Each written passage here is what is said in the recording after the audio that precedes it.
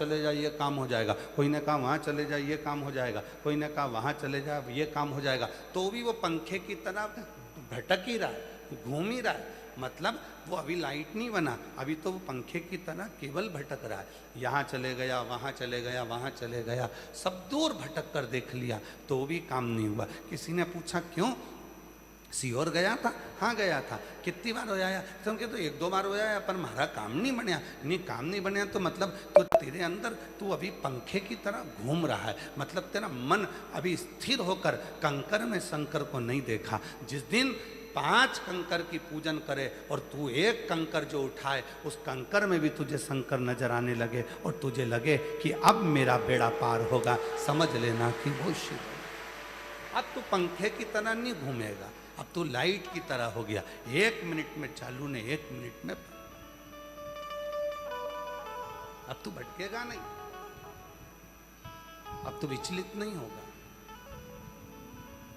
दिन भर मोबाइल पर रील आती है और हम दिन भर भटकते हैं। वो मन, फिर वही वाली बात आ गई, मन उसी कुत्ते की तरह हो गया, गली वाले, कभी इधर किसी के पीछे जा रहा है, कभी किसी के पीछे जा रहा है। दिन भर रील आती है मोबाइल पर, किसी ने कहा शिव जी पे चढ़ा जल मत पियो, तो उसके मन में शंका हो गई, मैं तो इतने दिन से पी रही थी। सीहोर वाले बाबा ने कहा, फिर किसी ने कह दिया मंदिर मत जाओ शंकर के, कोई ने कह दिया कि गर्भवती नारी शिवलिंग को हाथ न लगा, कोई ने कह दिया शंकर भगवान का ये मत करो, कोई ने कह दिया शंकर भगवान का कुछ। शंभू काहे उंगली का बाबा चल रहा है, उसको चलने दो। शिव जी को ये कर दिया, वो कर दिया, और फिर भटक गया हमारा,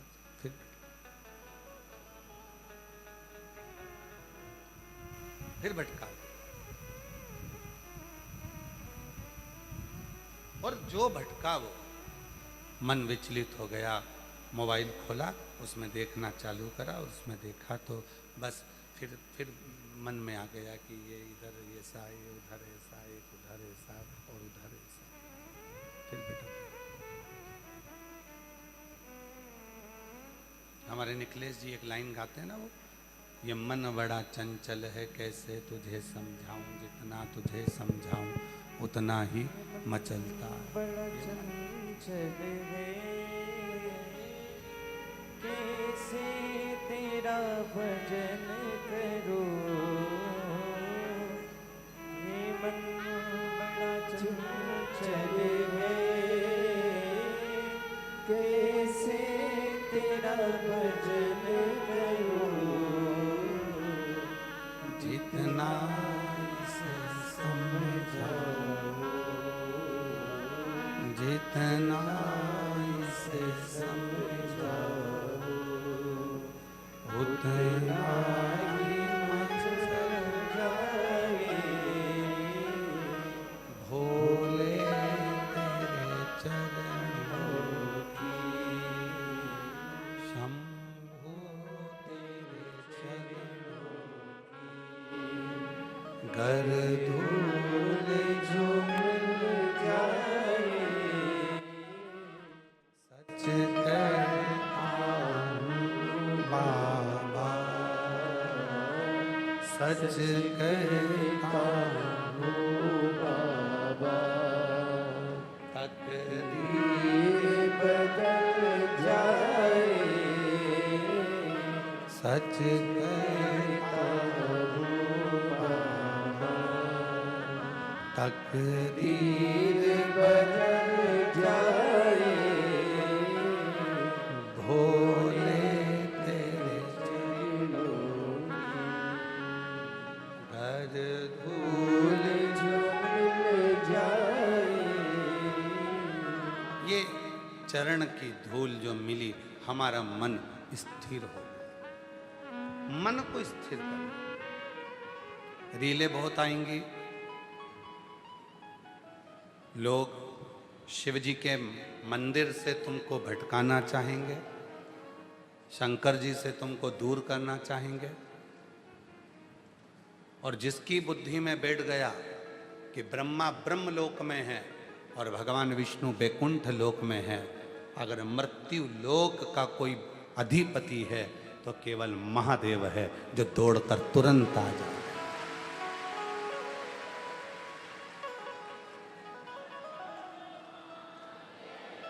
एक बहू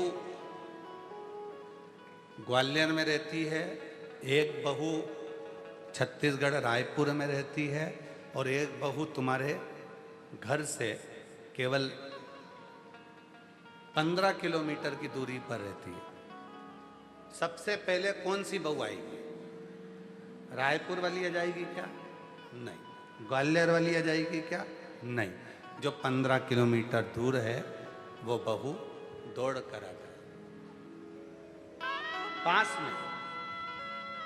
और एक बहू तुम्हारे घर में भी रह रही है, वो 15 किलोमीटर वाली भी आएगी, उससे पहले वो घर वाली बहू तुरंत निकल कर बाहर आ जाएगी। मम्मा क्या हो गया? पापा क्या हो गया? तुरंत। अब ब्रह्मा ब्रह्मलोक में, भगवान विष्णु वैकुंठ लोक में, मृत्यु लोक में, पृथ्वी पर अगर कोई है तो वो देव अधिदेव महादेव हैं, जो तुरंत दौड़ कर आ जाते हैं और तुम्हारा दुखड़ा मिटा जाते हैं। तुरंत एक क्षण की देरी नहीं करता, वो अपने भक्त के लिए दौड़ पड़ता।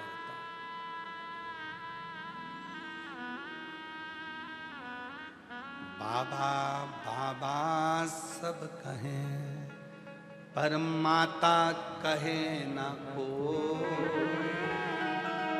एक बार जो माता कहे सो काशी में हो। शिव और शक्ति दोनों सम हैं, दोनों सम। आपको मालूम है, भगवान विष्णु ने अपने सुदर्शन चक्र से भगवान शंकर भगवान की धर्म पत्नी माता सती के शरीर के टुकड़े करे थे।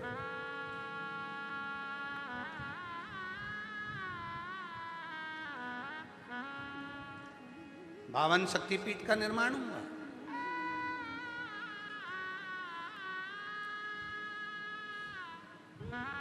किसी ने पूछा देवाधिदेव महादेव से,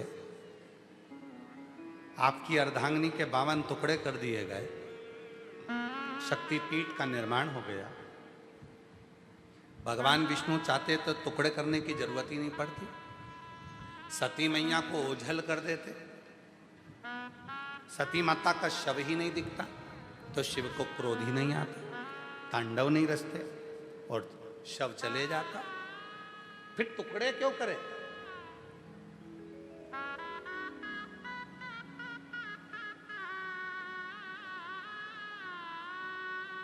जैसे भगवान श्री राम जी महाराज ने अपनी पूरी लीला करी और अपने शरीर को त्यागा, तो वो शरीर राम जी का कभी मिला? जम के बोलो जरा। नहीं। भगवान कृष्ण ने पूरी लीला करी और भगवान ने अपना शरीर त्यागा, भगवान कृष्ण का वो शरीर मिला? जम के बोलो। नहीं। जितनी जितनी लीला हुई उस लीला में शरीर नहीं मिला। फिर सती माता के साथ उमा माता का शरीर नहीं मिला, कात्यायनी का शरीर नहीं मिला, कुष्मांडा का शरीर नहीं मिला, स्कंदा का शरीर नहीं मिला। फिर माता सती का ये शरीर, और जिसके 52 टुकड़े हुए और 52 शक्तिपीठ का निर्माण हुआ, तो ये क्यों हुआ? ये प्रश्न बड़ा भारी था। शिवजी से पूछा, भगवान नारायण चाहते तो इसको ओझल कर देते, गायब कर देते। फिर ये टुकड़े हुए इस शरीर के, और क्यों हुए, किस लिए हुए, क्यों, किस लिए? तो कहा, पूरी पृथ्वी पर ये 52 शक्तिपीठ जो निर्माण किए गए हैं, ये इसलिए करे गए हैं, जब संसार का मनुष्य हर तरह से हारेगा, किसी भी एक शक्तिपीठ पर जाकर जब भगवान शिव को याद करेगा, तो शिव और शक्ति उसके ऊपर कृपा बरसाना प्रारंभ कर, करुणा करना। 52 शक्तिपीठ में से एक शक्तिपीठ पर भी साल में अगर एक बार भी आप जाते हैं और वहां पर भगवान शंकर के मंत्र का उच्चारण करते हैं, नमः शिवाय, ओम नमः शिवाय, श्री शिवाय नमस्तुभ्यम, भगवान शिव के नाम का उच्चारण करते हो तो वहाँ पहुँचते से ही आपको वो बल मिलना प्रारंभ हो जाता है कि आप जिंदगी में कभी कहीं हारते नहीं। पर लोग करते क्या हैं, देवी का दर्शन करने जाते हैं तो वहाँ आवाज लगाते हैं जय माता दी, जय माता दी, जय माता दी, जय माता दी।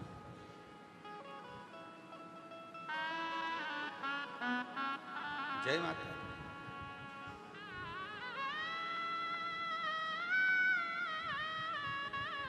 बहन घर में आई है राखी पर, रक्षाबंधन पर आपकी बहन आपके घर में आई है, 15 दिन से रुकी है। प्रैक्टिकल कर कर देखना एक बार, बहन से एकदम अचानक जाकर कह देना वो जीजा जी आए हैं, बहन के चेहरे पर प्रसन्नता आ जाएगी। ये तो कल आने वाले थे तो आज कैसे आ गए? मुख पर प्रसन्नता होगी, हंसी आएगी, प्रसन्न हो जाएगी। पति का नाम सुनते से ही पत्नी प्रसन्न हो जाती है और शिव का नाम सुनते से ही 52 शक्ति पीठ प्रसन्न हो जाती है। 52 शक्ति पीठ प्रसन्न हो जाती है। एक शक्ति पीठ पर भी अगर शिव के नाम का उच्चारण हो, वहां की जो ऊर्जा, वहां की जो शक्ति होती है वो कम नहीं होती, कम नहीं।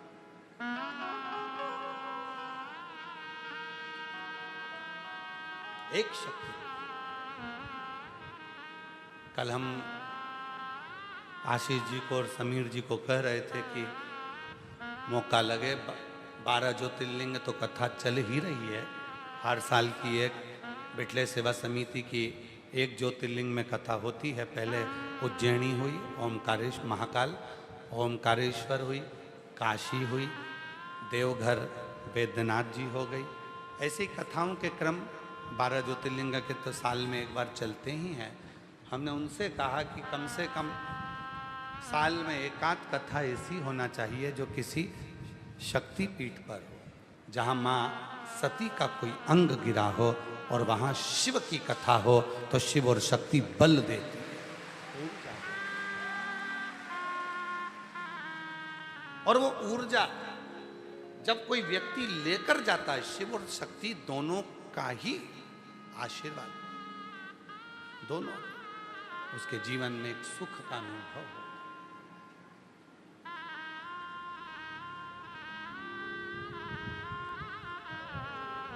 भेद नहीं है।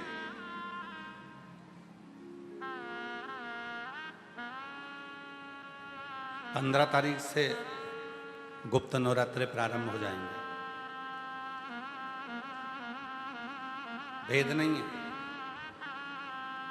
जब नवरात्रे प्रारंभ हो, गुप्त नवरात्रे प्रारंभ हो, गुप्त नवरात्रे का मतलब होता है कि गोपनीय रूप से शिव की और शक्ति की आराधना करना।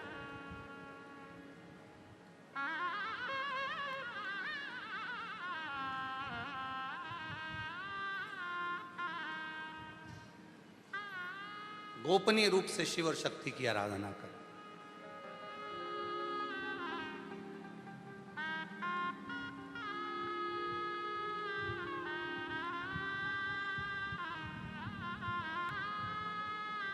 एकांत में बैठकर कहीं मत जाओ, तुम्हारा मन करे गुप्त नवरात्रे में 24 घंटे में से अगर 5 मिनट निकाल लो और 5 मिनट बैठकर कुछ मत करो। अपने हाथ में भी अगर एक गुप्त रुपया, कोई सिक्का, 1, 2, 5, 10 जो भी सिक्का तुम्हारे पास में हो, चांदी का हो या 1 रुपया का हो या सोने का हो या हीरे का हो, जो भी हो तुम्हारी मर्जी, या अपना ये रुपया जो आप लोग आरती में चढ़ाती हो, वो कोई सा भी 1 रुपया अपने हाथ में रखकर बेलपत्र के साथ अगर प्रतिदिन शिव के मंत्र का जाप करती हो और माँ आदिशक्ति के नाम का एक दीपक शिव के मंदिर में अगर लगा देती हो या देवी के मंदिर में शिव के नाम का दीपक लगा देती हो और वो रुपया, वो बेलपत्र 9 दिन तक अपने हाथ में रोज रखना है। 5 मिनट रखो, 2 मिनट रखो, और उस रुपए और बेलपत्र को अपने पास रखो। 9वां दिन पूर्ण हो, बेलपत्र शिव को समर्पित कर दो और वो रुपया शिव जी को स्पर्श कराकर वापिस अपने हाथ में लेकर अपनी अलमारी में या तिजोरी में रखो। वो गोपनीय गुप्त नवरात्रे आपकी जीवन में ऐसी संपदा देता है कि जीवन में वैभव की कमी नहीं। शिव और शक्ति, इन दोनों की साधना, उन दोनों के साथ गुप्त नवरात्रे ये नहीं कर सकते तो थोड़े से अनार का रस या अनार के दाने, थोड़े से 2-4 दाने प्रतिदिन अनार के दाने 2-4 अपनी माता रानी के, शिव के स्मरण में, अपना घर का जो मंदिर हो जिसमें भगवान बैठे हों, तुम्हारे घर के मंदिर में जो भी भगवान बैठे हैं, अगर 9 दिन तक लगातार अनार के 2-4 दाने का भी आप रोज माता रानी को अगर भोग लगाती हो और उस अनार के दाने का या शिव को भोग लगाते हो, उस अनार के दाने का घर के जितने सदस्य एक एक दाना अनार का सब खा लें, शरीर में रोग कैसा भी हो वो रोग समाप्त होकर ही रहता है। गुप्त नवरात्रे शिव और शक्ति की आराधना के होते, शिव और शक्ति, शिव और शक्ति की आराधना, शिव को भजने के लिए। बाबा बाबा सब कहे और माता कहे न को, एक बार जो माता कहे सो काशी में हो। जो माँ का स्मरण शिव के सामने करे और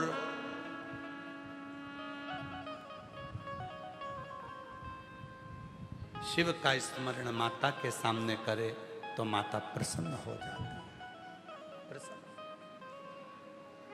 कल कथा में कहा था, स्मरण में होगा आप लोगों के, देवी को प्रसन्न करने के लिए अग्नि की जरूरत पड़ती है और शिव को प्रसन्न करने के लिए जल की जरूरत पड़ती है। कल की कथा में कहा था।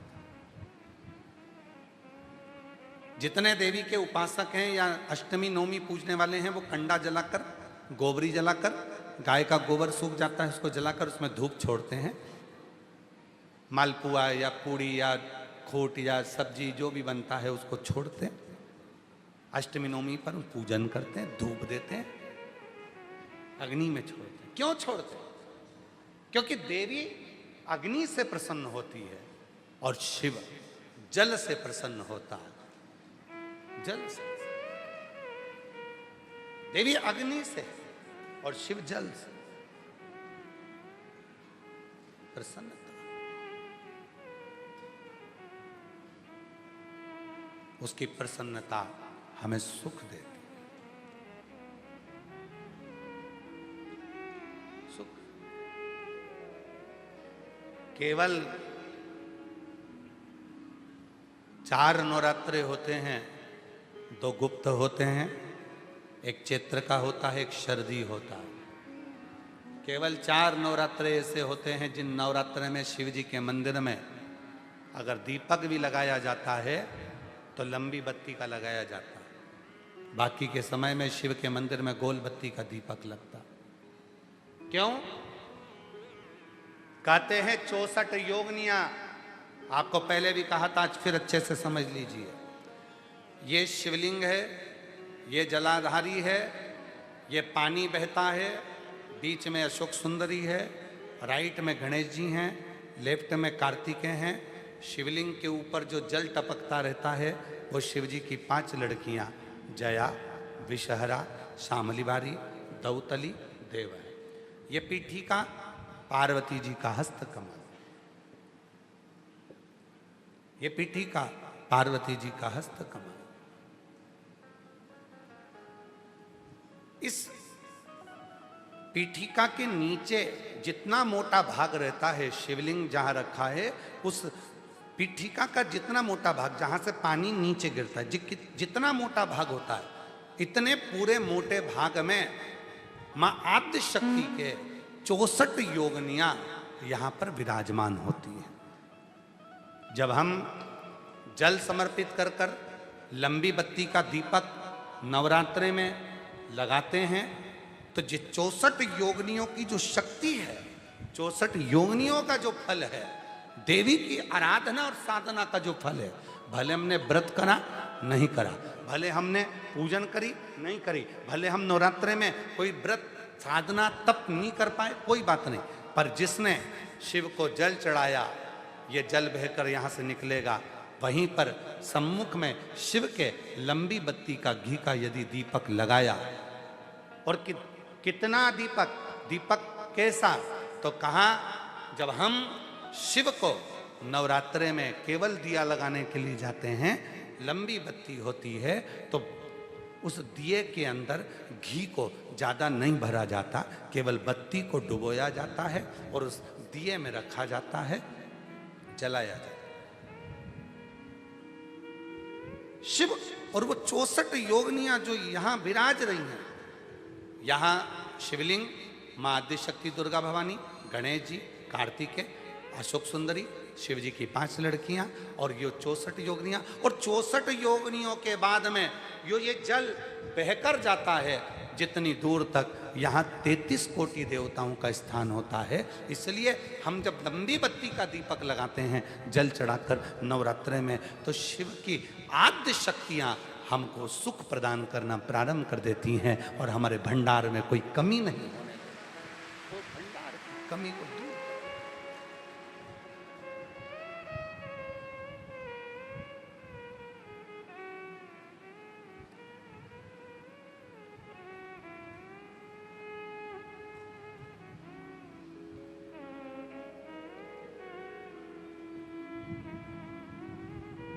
इसलिए कई लोगों ने तो गीत भी बनाया है, भजन भी बनाया है, वो कहते हैं ना, मैं तो लाई हूँ दाने अनार के, मेरी मैया के 9 दिन बाहर के, मैं तो लाई हूँ दाने अनार के, मेरी मैया के 9 दिन बाहर के। माँ आद्य शक्ति की आराधना साधना के साथ शिव की साधना हो तो वो बल देती है, वो बल देती है। और जब बल मिलता है तो हमें सुख का अनुभव होने एक पत्र है अच्छा,